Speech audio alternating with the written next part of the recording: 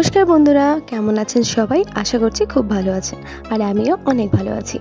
আজকে আপনাদের দেখাবো কাঁচা আমের টক মিষ্টি আচার কিভাবে বানিয়ে 1 বছর ধরে সংরক্ষণ করতে পারবেন। আমি এতটা পরিমাণে আচার বানিয়েছিলাম 2 মাসের মধ্যে এই সমস্ত আচার শেষ হয়ে গেছে, কিন্তু ভিডিওটা আর আপলোড করা হয়নি। তাহলে শুরু করা যাক রেসিপিটা। এখানে আমি 5 কেজি মতো কাঁচা আম নিয়েছি, একদম টাটকা আম। কোনোভাবেই যদি নরম হয়ে যায় আমগুলো, সেগুলো আপনারা অ্যাভয়েড করতে পারেন। দেখতেই পাচ্ছেন আমের পিসগুলো কত ছোট করে এখানে করা হয়েছে। স্পেশালি এই আমের যদি আচার আপনি বানাতে চান, তাহলে সবথেকে ভালো হয় আমের আটি হওয়ার আগে মুহূর্তে যে আমগুলো যেমন থাকে সেই অবস্থায় আমগুলোকে কাটার। কারণ আটি হয়ে গেলে সেই ছিবড়েগুলো একটু মুখে লাগে, তো খুব একটা ভালো লাগে না। তো ছিবড়ে ছাড়া যদি আম পাওয়া যায় তাহলে সেটা সবথেকে ভালো। এবার সেই আমগুলোতে আমি নুন মাখিয়ে রেখে দেবো। এখানে দেখো কোনো পরিমাণ ছাড়া এমনি আমি আইডিয়া মতো একটা নুন নিয়ে নিচ্ছি, কারণ এই নুনটা আর আমার কোনো কাজে লাগবে না। এবার নুনটা দিয়ে আমি খুব ভালোভাবে আমটাকে মেখে রেখে দেবো প্রায় 2 ঘন্টা মতো।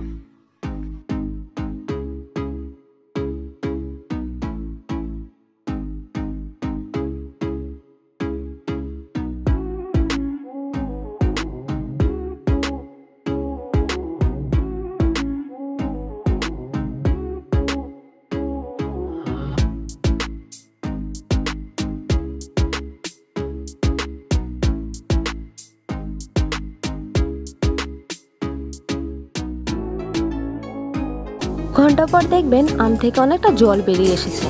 এবার সেই জলটাকে ফেলে আমটায় আমি আরেকটু কিছু পরিমাণ জল দিয়ে আমি সেদ্ধ করে নিচ্ছি। এখানে সেদ্ধ করার দুটো কারণ হচ্ছে, একটা হচ্ছে আমের আচারটা খুব তাড়াতাড়ি তৈরি হয়ে যাবে, দ্বিতীয়ত হচ্ছে এখান থেকে টকটা অনেক পরিমাণে বেরিয়ে যাবে, আর টকটা বেরিয়ে গেলে আপনার চিনির পরিমাণও অনেকটা কম লাগবে। সেদ্ধ বলতে একেবারে গলিয়ে ফেলতে হবে না, মোটামুটি যখন দেখবেন আমের কালারটা চেঞ্জ হয়ে এসেছে তখনই গ্যাসটা বন্ধ করে এটাকে ছেঁকে রেখে দেবেন।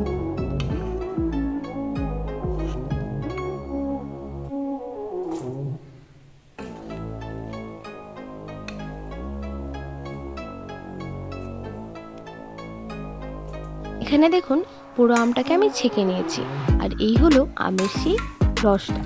এটা দিয়ে আপনারা যে কোনো ধরনের শরবত বা টক সেগুলো বানিয়ে খেতে পারবেন। তো এবার আমি আবারও সেই আমটার মধ্যে কিছুটা পরিমাণ নুন আর বেশ অনেকটা পরিমাণ চিনি, এখানে আমি 5 কেজি আমের জন্য 1 কেজি পরিমাণ চিনি নিয়েছি। আপনারা যদি কড়া মিষ্টি খেতে পছন্দ করেন তাহলে আরও বেশি পরিমাণ চিনি অ্যাড করে দেবেন। যেহেতু এখানে আমি টক মিষ্টি ভাবটা রাখতে চেয়েছি, তাই আমি 5 কেজি আমের জন্য 1 কেজি চিনি ব্যবহার করেছি। এবার এই মিশ্রণটাকে ভালোভাবে মিশিয়ে আমি একটা কড়াইতে ট্রান্সফার করে দিচ্ছি। প্রথম দিকে গ্যাসের আঁচটা বাড়ানো যেতে পারে, কিন্তু পরে অবশ্যই লো ফ্লেমে সেটাকে করতে হবে। এরপর আমি একটু লঙ্কার গুঁড়ো আর একটু হলুদের গুঁড়ো অ্যাড করেছিলাম। এবার দেখুন ভালো করে ফুটতে শুরু করেছে আমার আচারটা। আর এই যে কড়াইয়ের গা ঘেঁষে যে চিনির শিরাটা লেগে থাকবে, সেটাকে অবশ্যই কিছুক্ষণ পর পর খুন্তি দিয়ে এইভাবে চেঁচে নামিয়ে নিতে হবে, না হলে কড়াই ধুতে কিন্তু খুবই কষ্ট হবে। লো ফ্লেমে এই আচারটাকে আপনাদের মোটামুটি 30 মিনিট পর্যন্ত এইভাবে কন্টিনিউয়াসলি নাড়তে হবে, না হলে চিনিটা জমে নিচে পোড়া লেগে যেতে পারে। তখন দেখবেন ঠিক এইভাবে খুন্তি থেকে আর পড়ছে না, ঠিক সেই সময় গুঁড়ো মশলা ব্যবহার করতে হবে। এই মশলাটা আমি বাড়িতেই বানিয়েছি। সাধারণত আচারে আমরা যে মশলাগুলো ইউজ করি সেগুলোকে শুকনো খোলায় দিয়ে তারপর সেটাকে মিক্সিতে গুঁড়ো করে নিয়েছি, ব্যাস মশলা রেডি। তো এই মশলাটাকেও ভালোভাবে মিশিয়ে দিতে হবে। পর্যায়ে আমাদের সমস্ত উপকরণ দেওয়া শেষ হয়ে গেছে, আর কোনো উপকরণ দেওয়া বাকি নেই। তো এবার শুধু নেড়ে যেতে হবে কন্টিনিউয়াসলি। এবার দেখুন আচারটা কত ঘন হয়ে এসেছে আর এইভাবে ফুটতে শুরু করেছে। এটা সাবধানে করবেন, এই যে ফুটছে সেগুলো যেন একেবারে গায়ে এসে না পড়ে। এই দেখুন আচারের কালারটা ঠিক এরকম।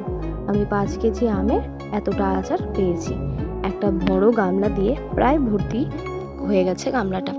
আর আচারটা খেতেও বেশ সুস্বাদু হয়েছে। রেসিপিটা কেমন লাগলো কমেন্ট করে জানাবেন, আর অবশ্যই এটা বাড়িতে তৈরি করবেন। দেখা হচ্ছে নেক্সট ভিডিওতে। সবাই সুস্থ থাকবেন আর অনেক অনেক ভালো থাকবেন।